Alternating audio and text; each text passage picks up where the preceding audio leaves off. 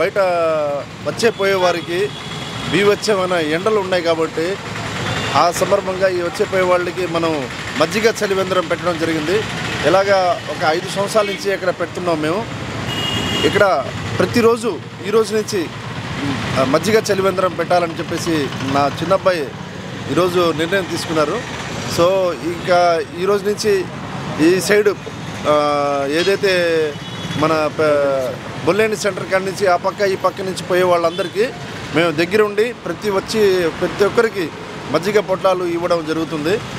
ఎందుకంటే ఎట్లా ప్రతి ఒక్కరూ వాళ్ళ షోరూమ్స్ ముందర ఎట్లా మజ్జిగో లేకుంటే అవసరం ఉండే నీళ్ళలో ఏదో ఒకటి ఇస్తూ ఉంటే మనం ఎంతో హెల్ప్ఫుల్ అవుతాం. ఎందుకంటే బీభత్సన ఎండలు ఉన్నాయి, చాలా ఈ ఎండల్లో అసలు జనాలు ఉండలేకపోతున్నారు. మనం కనీసం ఈ చిన్న పని అన్నా చేస్తే మనం ఆ దేవుడి దగ్గర చల్లగా ఉంటామని చెప్పేసి జనాల్ని కోరుకుంటున్నానండి. ప్రతి ఏరియాలో మీ ఓ ఏరియాలో అట్లీస్ట్ ఒక కుండ నీళ్ళన్నా బయట పెట్టండి. పోతుండే వాళ్ళు నీళ్లు తాగుతారు. కనీసం ఈ పనిన మనం అందరం కలిసి చేస్తే కాస్త అందరి ప్రజలకి మనం ఉపయోగంగా ఉంటామనేసి ఈ సభాముఖంగా కోరుకుంటున్నానండి. నమస్తే అండి, థ్యాంక్ యూ.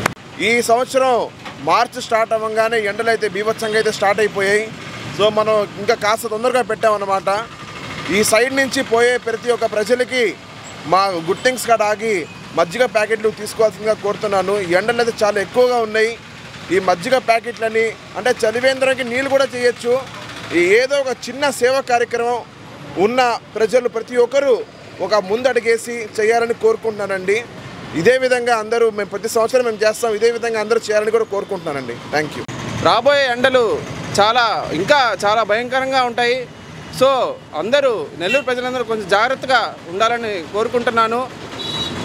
సో మనం ఈ మజ్జిగ యంత్రం ఇక్కడ ప్రారంభించాము. సో ఇక్కడ దర్గామిట్టలో ఇక్కడ పోయే స్థానిక ప్రజలు ఒక్కసారి ఇక్కడ విచ్చేసి మజ్జిగ మజ్జిగ 2 ఉంటాయి. ఒకసారి విచ్చేసి తాగి ప్రశాంతం కోరుకోవాలని మనసారా కోరుకుంటూ సెలవు తీసుకుంటాం.